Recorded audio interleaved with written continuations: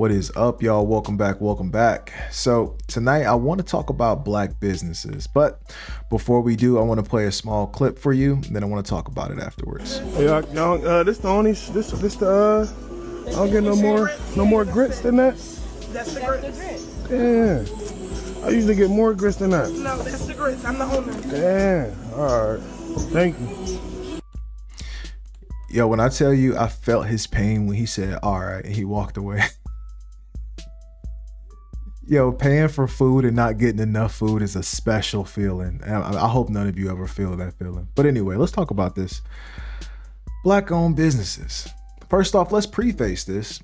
I want to preface this by saying I support black-owned businesses. If you are a black person and you have a business in this country, hats off to you, and I wish you the most success possible. But let's talk about it. Many of us have experienced, especially in our own communities, supporting a black-owned business and that sentiment not being paid back to us with kindness, generosity, amazing customer support. This happens. I'm sure there's some people who have businesses, in the black community who are excellent. As a matter of fact, I do know a couple of them. But I'm not going to lie, the overwhelming majority of the black businesses that I have tried to attend to and frequent and support, a lot of them have not provided me with good customer service. A lot of them have skimmed when it comes to that. And it doesn't come free. It comes with a very high price, actually. You will find that a lot of our businesses, when we do go in business, a simple plate, at a restaurant, at a black-owned business may cost double to triple the amount, at another competitive restaurant. A lot of times you don't receive what makes up for that high price. Like, let me tell you something. I have no issue paying a high ticket for something that I can get somewhere else if I'm receiving stellar customer service. If I'm receiving amazing customer service to where I want to bring my friends and family here, I want to take a woman on a date here, or whatever kind of place it is, whether you sell products or, whatever. That type of treatment makes high prices almost okay because you get treated so well when you go in there, right? But a lot of times we find that the black businesses that we do support aren't treating us with that same level of, love and respect and, kindness that we all want when we go into a business. And I'm not going to lie, it's kind of heartbreaking sometimes because you're like, damn, there's a Chinese place down the street and, they don't give me no issues when I go in there and the prices are low and I get more food and blah, blah, blah. Maybe some MSG in there, but still, it's amazing, right? So you think about all these factors and you think about, okay, my time and attention, my patience, my pockets, and you start thinking about all these factors and you realize you have a question in your mind of why am I supporting this business? Is it because they're black? Or is it because the service is good? The food is good. The products are good. And a lot of times we end up doing it just because we share the same reflection with that person.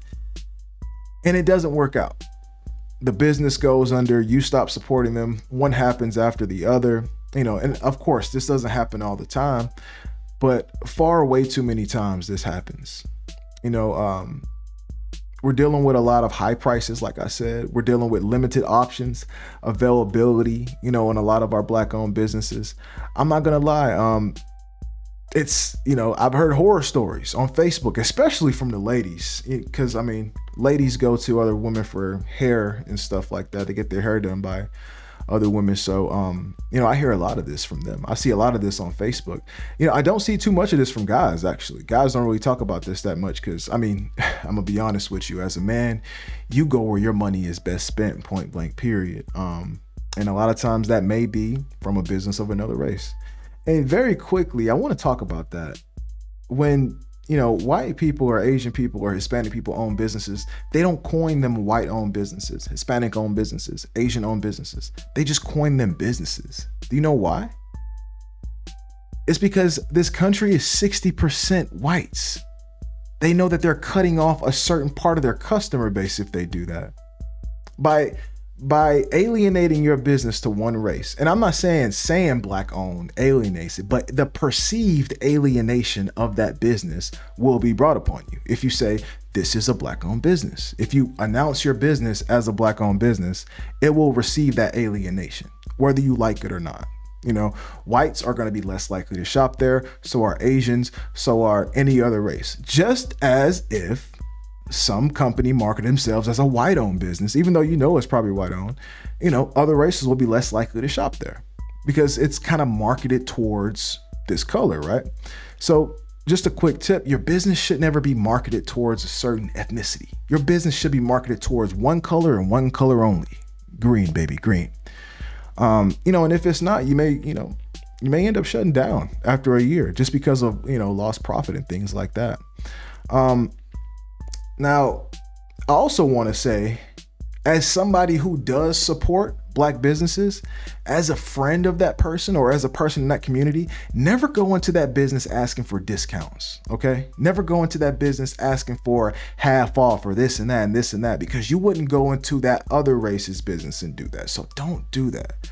But what you should do is expect the norm. Expect what you would get out of that business with that black-owned business. And if it gives you less, treat it like any other business and just stop going to it. It's that simple. Treat it like any other business and say, look, I'm not being treated fairly. I don't like this treatment. I'm out. You see, a lot of our black-owned business owners will guilt trip our community if we don't support them. You know, they'll say stuff like, you buy Gucci, but you don't support the culture, you know, stuff like that. I buy what my money is well spent towards, point blank, period. It doesn't matter who it comes from. My green money isn't loyal to any race. My green money is loyal to quality. My green money is addicted to kindness. That's where my green money goes to. Okay, that's where my green money goes. It has nothing to do with how blackety black you are, you know, how much raised fish you got in your business. That doesn't matter, because at the end of the day, I'm here to receive a service. Okay, I'm here to buy your product. I'm here to buy some food. I'm here to sit down, have a nice time with whoever I brought to this restaurant. And that's it. Now, the fact that you're black is going to make me want to go there. Yes, because I want to support my people. Yes. But the fact that you're black is not going to keep me there once you disrespect me. The fact that you're black is not going to keep me there once you short me on whatever item. It's not, because it wouldn't keep me at a white business if they did that. Why would it keep me here? You know what I mean? And that's one thing I think we got to get better at as a community, honestly. And another thing, we got to be able to take that constructive criticism. Have you ever tried to criticize someone who owned a business and say, hey, you know, I think this would work out better if you did this? Boy, they act like you just told them their sister died or something, man. They look at you crazy as hell, you know, and you'll get labeled as a hater. Hell, some people probably label me as a hater for just talking about black business. That's how sensitive our community is. The moment you criticize anything in our community, you labeled as a hater, coon, all these weird names. Like what?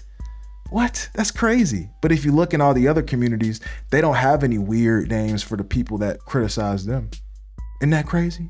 Why we got weird names for people that criticize our own community? You know, it's wild. But yeah, if the product or service is good, people will buy it. It's just that simple. You can't demand support just because you're black owned. You know, it doesn't work like that. In a form, that's emotional manipulation. You're making people feel guilty for not shopping with you because you're black. And then if the service is not good, it's just worse. A word of advice to, you know, some of the black owned businesses right there, start cutting out your middleman. You know, a lot of our ownerships are not really ownerships. A lot of us are just drop shipping products or rebranding products. We got to start making stuff in the community. You know what I mean? Making things. And stop ignoring constructive criticism. You know, if the young man walks up to you and says, hey, could I have some more grits? How much are grits per pound, man? That's like 75 cents per pound. You could have gave that man some more grits. Hell, McDonald's would have probably gave him more grits. The old lady that worked at McDonald's probably would have gave that man more grits. But it's like a lot of us, that own these businesses, we don't care. You know what I mean? We don't care about losing a customer. We don't care about this and that. And it's like, you can't be like that. You already alienating yourself by subjecting your business to an ethnicity. To alienate the people in that ethnicity is, I mean, it's just complete termination at some point. You know, you're not going to survive. And that's what we want to see. We want to see Black businesses survive. We want to see Black businesses thrive. We don't want Black businesses to, you know, make us feel bad because we demand good customer service, because we demand to be treated fairly. We demand to have a full belly after we leave your restaurant. Get that man some more grits. What's wrong with you? But yeah, guys, I've heard horror stories all over Facebook, everywhere. I mean, you know, it's bad. And I think there's a lot we can do better because we're smarter now. And you know, we can't use the excuse of, oh, our prices are higher because of, you know, Jim Crow and slavery.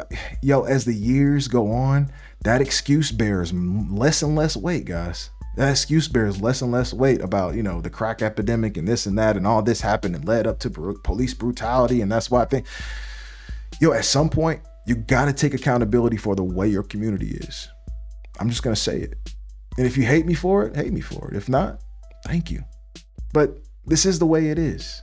Okay. We got to do better. I don't like seeing videos like this. Okay. I want to look up one day and see an entire town full of Black businesses. That would be amazing, would it not? But I don't know. Maybe I'm crazy. Maybe I'm full of shit. What do you think? Have you ever experienced this? Write your comment in the comments. And if you like what you see, make sure you subscribe to the channel, y'all. I'll see y'all later. Peace.